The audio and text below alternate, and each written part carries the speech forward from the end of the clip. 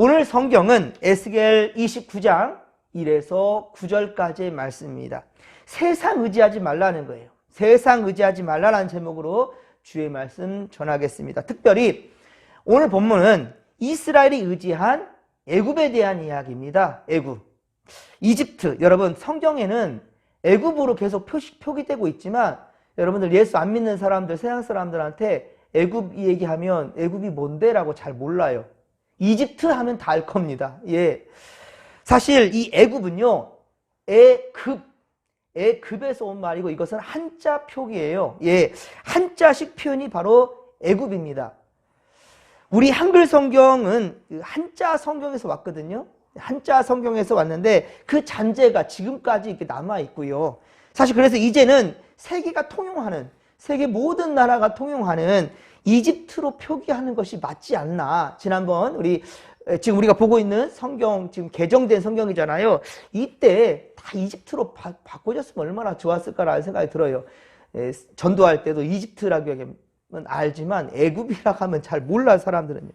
하나님은 에스겔을 통해서 먼저 예루살렘에 대한 죄악을 밝히며 심판의 말씀, 이것 또한 예언이라고 했습니다. 아직 이루어지지 않은 부분이었다고 했어요.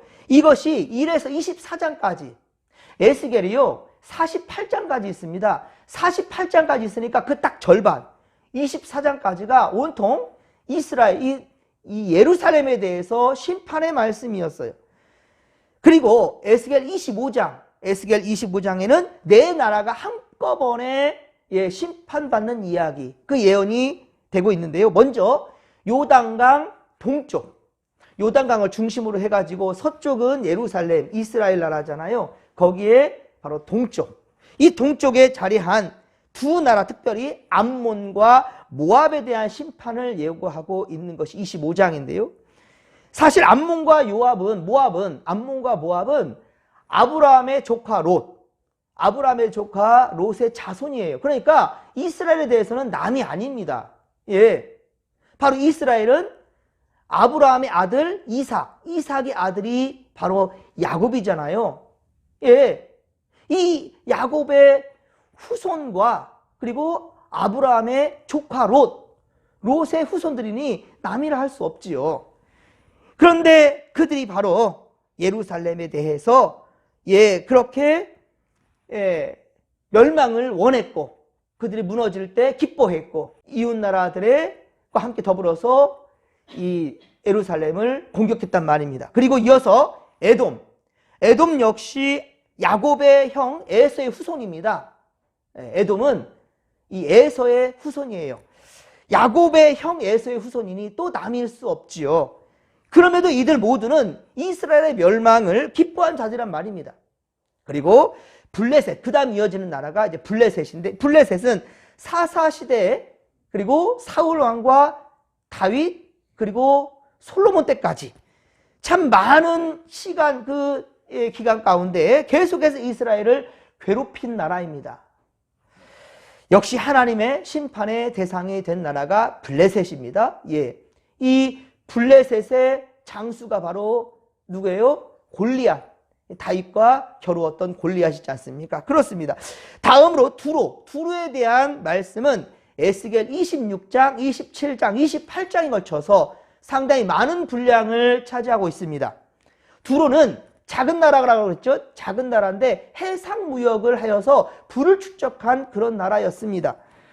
그래서 모든 나라, 이 당대에 많은 나라로부터 부러움을 살았던 나라가 두로란 말이에요. 그러나 그 부유는 어떻습니까? 그 풍요로움은 교만하게 만들었고, 그리고 감사를 잊게 했습니다. 여러분, 많이 갖게 됐을 때, 여러분들 풍년이 됐을 때 제일 먼저 하나님께 감사하십시오. 예, 우리나라 특별히 7월 첫 주가 무슨 감사절? 맥주 감사절. 11월 셋째 주에 추수감사절. 7월 첫 주는 맥주 감사절. 우리나라는 감사절이 이렇게 두 번 상하반기에 있어요. 예, 감사를 잊지 말라는 거예요. 그래서 상반기 동안 하나님께 지켜주신 그 은혜를 우리가 기억하며 하나님께 감사할 줄 아는 것, 그리고 언제나 첫 열매를 하나님께 드리는 그런 마음, 얼마나 귀한 마음인지요. 그런데 두로는 또, 그리고 이어지는 시돈도 마찬가지입니다.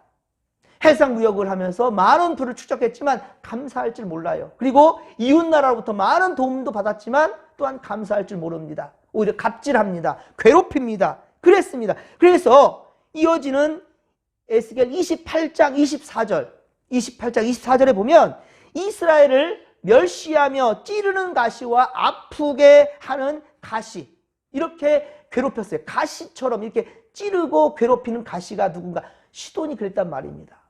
여러분, 두로와 시돈 이렇게 붙어서 얘기하는 경우가 많거든요. 두로와 시돈, 이게 가까이 있는 나라인데 전부 다 악한 나라예요. 특별히 이 이스라엘에 아합 왕이 있는데 아합 왕의 악녀, 악한 마누라, 바로 이세벨의 고향이 바로 두로와 시돈입니다. 거기서 가져온 것이 무엇입니까? 바로 바알, 아세라와 바알 이 우상을 가지고 와서 이스라엘 나라를 전체로 이렇게 어지럽게 만들어버린, 우상 숭배로 만들어버린 그 장본인이 누구냐? 이세벨이 그렇습니다. 이런 나라들, 이 바로 교만하여서 바로 하나님을 대적하고 그리고 많은 이들을 괴롭히는, 그리고 우상 숭배하는 그러한 악함이 바로 두로와 시돈에게 있었단 말입니다. 그래서 지혜서인 잠언서 16장 18절, 잠언 16장 18절에 보면 교만은 패망의 선봉이요 거만한 마음은 넘어짐의 앞잡이니라 라고 말하고 있어요. 교만은 패망의 선봉이라는 거예요. 절대로 교만하지 마십시오. 더욱더 익을수록 벼는 고개를 숙인다 하잖아요. 믿음이 많을수록 더욱 남을 평가하는 것이 아니라 믿음 생활을 오래 할수록 더욱더 믿음 연약한 사람들 잘 붙들어주고 이해도 해주고 그렇게 가는 것이 바로 잘 믿는 믿음의 사람이라는 것을 여러분 꼭 기억하시기 바랍니다. 사랑하는 성도 여러분, 주일을 준비하는 오늘 우리는 더욱더 예수님처럼 예수의 마음으로 우리는 품어야 된다는 거예요. 더욱더 겸손하며 서로를 사랑하고 용서로 대하며 그리고 교회와 세상에 덕을 세워가는 믿음의 권속들이 다 되시기를 주님의 이름 간절히 축원합니다. 자, 그 다음에 이제 애굽에 대해서 말씀하는데, 자, 애굽에 대한 말씀은 29장, 30장, 31장, 32장까지 두로도 거의 3장에 걸쳐서 그 예언의 말씀을 했는데, 그런데 애굽은, 이집트는 더합니다. 더 많은 양을 할애합니다. 그렇습니다. 세계 4대 문명, 여러분 세계 4대 문명 아시지요?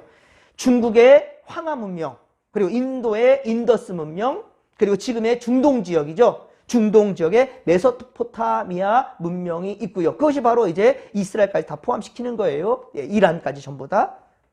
메소포타미아 문명. 그리고 곧 애굽, 이집트 문명이 있습니다. 이집트 문명. 과거 농경 사회에는 물이 매우 중요하지요. 우리 지역에도 지금 농사 지는데 물이 얼마나 중요합니까? 그래서 큰 강을 중심으로 문명이 발달됐단 말입니다. 그런데 오늘 보면 3절 하반절에 보십시오. 오늘 보면 3절 하반절에 보면 이 강은, 자, 지금 이집트의 이 나일강 있잖아요. 이집트 나일강.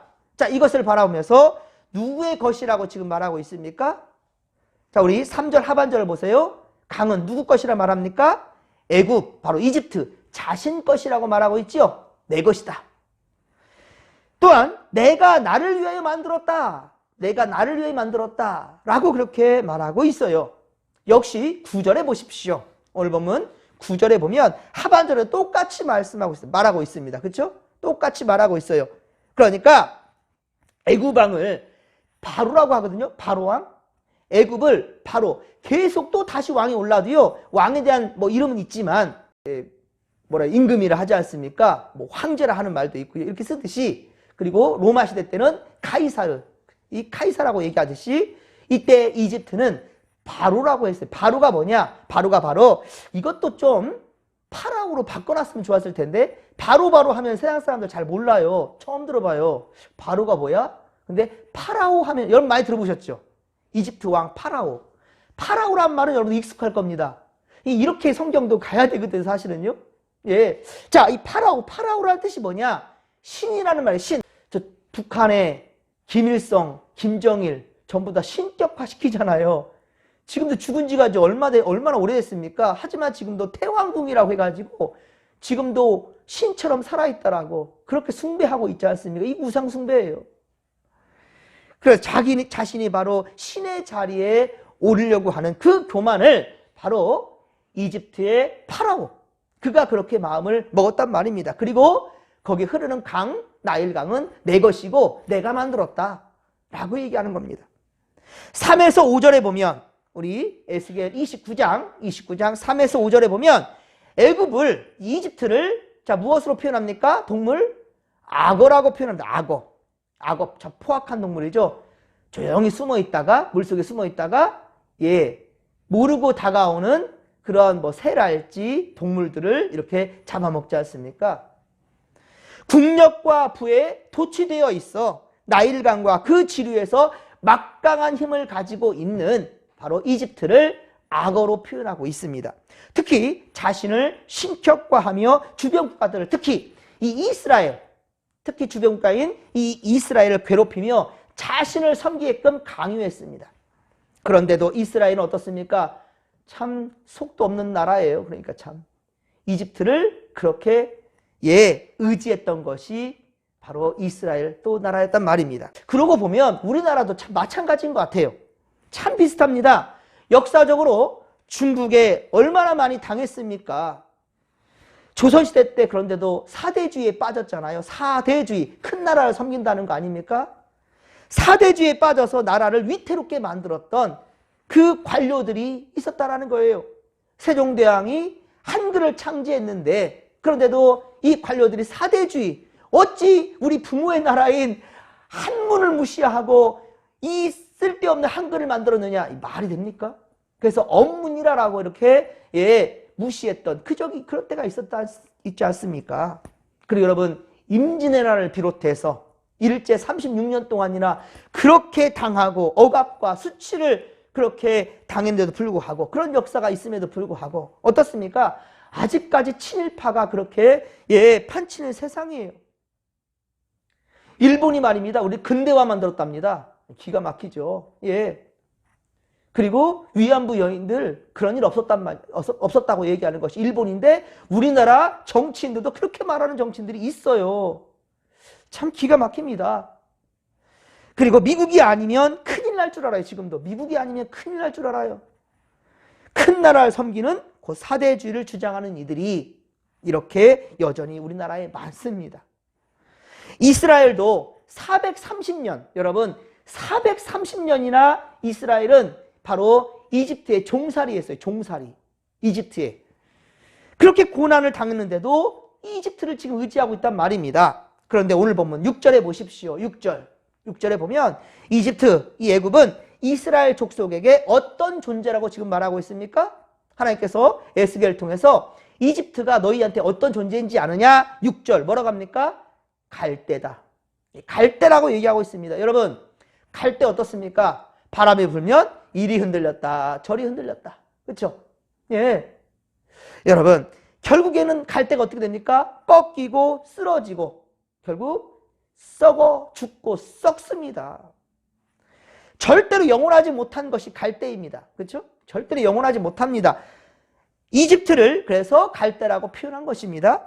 사실 하나님은 이스라엘에게 이집트를 의지하지 말라라고 바로 이사야 시대 때부터 끊임없이 말씀하셨어요. 이집트 의지하지 말라라고요.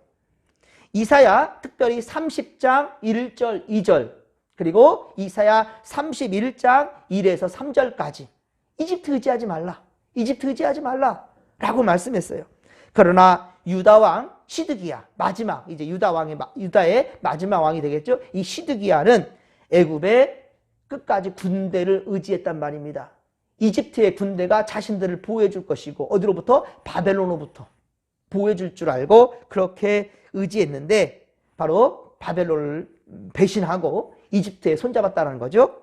하지만 결국은 어떻습니까? 바벨론에 의해 멸망당하는 것이 이스라엘 예루살렘입니다. 그 이야기가 열왕기하 24장 25장에 잘 기록되어져 있습니다.